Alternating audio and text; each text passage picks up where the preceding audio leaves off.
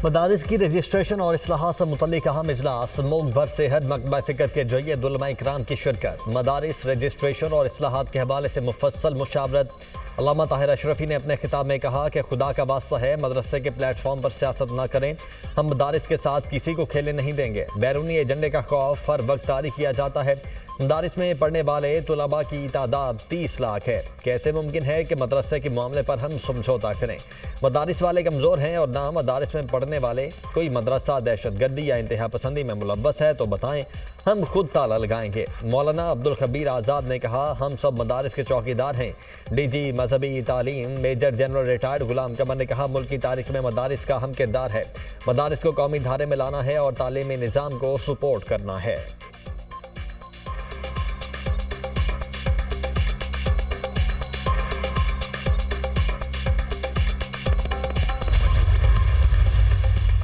मदरसे में जाने वाले बच्चों की रजिस्ट्रेशन होनी चाहिए। अक्सर बड़े मदारिस अंदरूनी और बैरूनी ऑडिट करवा रहे हैं। दीनी और असरी तालीम एक दूसरे से जुड़ी हुई है।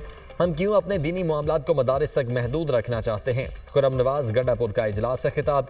अलामा रागिब नईमी ने कहा, मदारिस के निज़ाम को किसी किस्म के बैरूनी एजेंडे से खतरा नहीं, मदरसों को वजारत तालीम से ही मुंसलिक रहना चाहिए। अलामा जवाद हुसैन नकवी ने कहा, मदारिस के मामले को हल करना मौलाना का नहीं, हुकूमत का काम है। मौलाना जज्बात में ना आए और उलमा को ना पुकारें।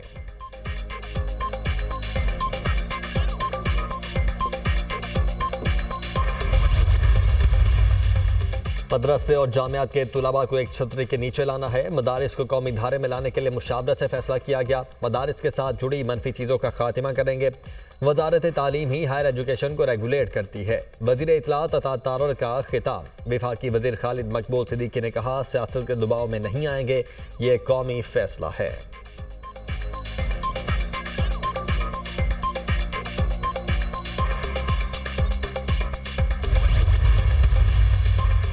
वज़ीर-ए-आज़म शहबाज शरीफ की ज़ेर-ए-सदारत शाम की सूरत हाल और पाकिस्तानियों के इनखला के हवाले से इजलास। वज़ीर-ए-आज़म की शाम से वतन वापसी के ख़्वाहां पाकिस्तानियों के बज़रिया हमसाया ममालिक महफूज इनखला के लिए लाए अमल तश्कील देने की हिदायत। वज़ीर-ए-आज़म ने कहा, शाम में मुकीम पाकिस्तानियों के महफूज इनखला के लिए इक़दाम लिए जाएँ।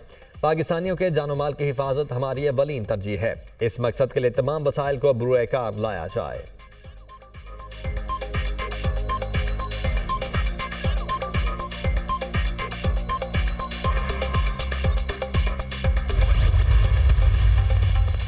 सेनेट कायमा कमेटी ने बलोचिस्तान असम्बली की नशिस्तें 65 से बढ़ाकर 80 करने का बिल मंजूर कर लिया। ज़ैली कमेटी ने बिल मंजूरी की रिपोर्ट कायमा कमेटी को भिजवा दी। कायमा कमेटी बराए कानून और इंसाफ की ज़ैली कमेटी का ज़मीर घोमरू की ज़ेर-ए-सदारत इजलास हुआ।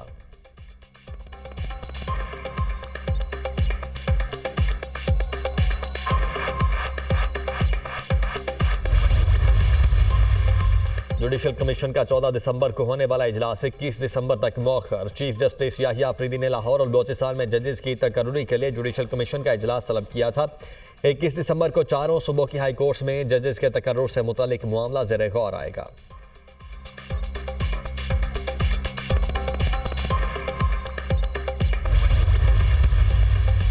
26वीं तरमीम के फैसले तक फौजी अदालतों का केस मौखर करने की दरखास्त खारिज। वफाकी फौजी अदालतों को मुकदमात का फैसला सुनाने की इजाज़त देने की हुकूमत इस्तेदाम मुस्तरद।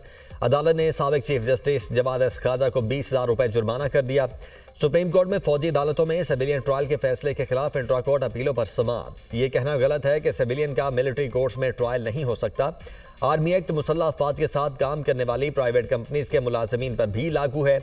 या तो फिर ये शिक्के भी कलअदम कर दें, फिर कहीं सिविलियन का वहाँ ट्रायल नहीं हो सकता। वजारत दिफा के वकील ख्वाजा हारिस के दलाइल। जस्टिस मोहम्मद अली मजहर ने कहा, आपका केस मगर आर्मी एक्ट की शिक में नहीं आता। केस की समाअत कल तक मुलतवी।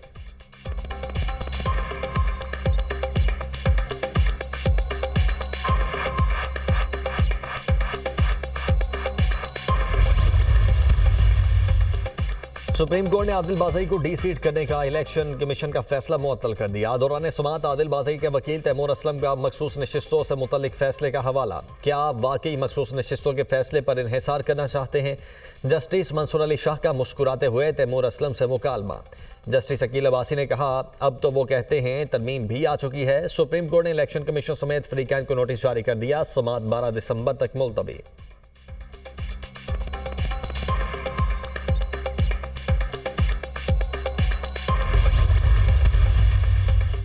चीनी कंपनी पंजाब में रोबोटिक ज़राई आलात मैन्युफैक्चरिंग प्लांट लगाएगी। महकमा ज़राअत पंजाब और AI फोर्स टेक के दरमियान MOU पर दस्तखत। वज़ीर आला पंजाब ने रोबोटिक टेक्नोलॉजी से मुय्यन जदीद तरीन ज़राई आलात का मुआयना किया।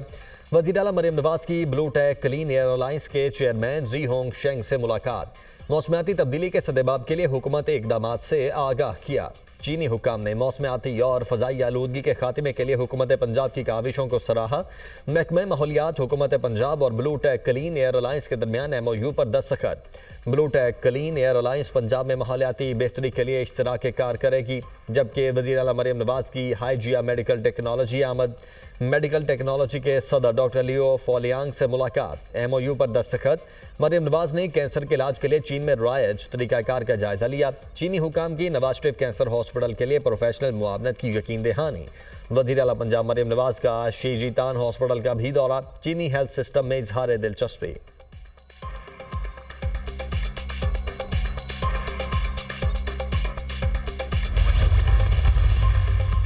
क्या बानी PTI को पेशावर मुंतकिल किया जाएगा? वज़ीर आला अली अमीन गंडापुर से सवाल। हमारी तो ख्वाहिश है, इस पर मामला चल रहा है। बानी को मुंतकिल करने के बजाय जल्द रिहाई की कोशिश कर रहे हैं। अली अमीन गंडापुर का जवाब। कहा, सिविल नाफरमानी तहरीक से मुतल्लिक बानी से मुलाकात करूंगा। मुफस्सल प्लान बनेगा कि किस तरीके से करना है। तकरीब से खिताब करते हुए कहा, नैब का इदारा करप्शन को फैला रहा है, इस्तेमाल हो रहा है, लोगों को निशाना बनाया जा रहा है। हमें गुलामी से निकलने के लिए आवाज़ उठाना होगी।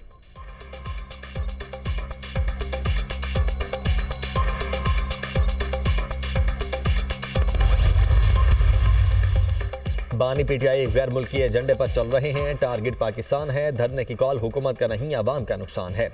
बानी ने पहले भी सिविल नाफरमानी की कॉल दी थी। उन्होंने हमेशा पाकिस्तान को नुकसान पहुंचाया। मुझे नहीं पता बानी PTI की जान को खतरा है या नहीं। बिल पास करना और बनाना हुकूमत का काम है। वज़ीर इत्तला सिंध शर्जील मेमन की प्रेस कॉन्फ्रेंस।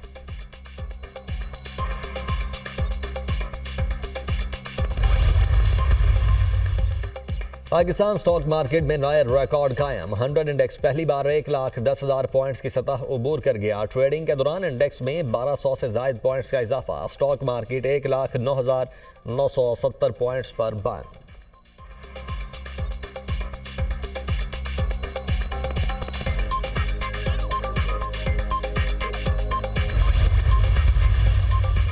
और मुल्क के बेशतर शहरों में सर्दी की लहर। वादी नीलम में बर्फबारी से पहाड़ों ने सफेद चादर ओढ़ ली। सर्दी की शिद्दत में इजाफा।